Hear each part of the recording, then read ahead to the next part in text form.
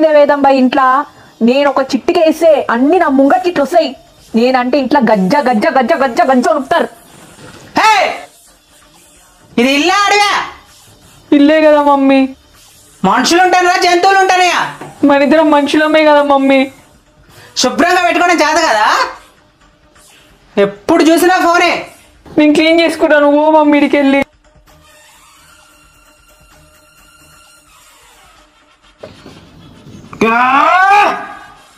ఇది అసలు బాత్రూమే కదా మమ్మీ రేపటి నుంచి బాత్రూమ్ వాడినామంటే సంపేస్తా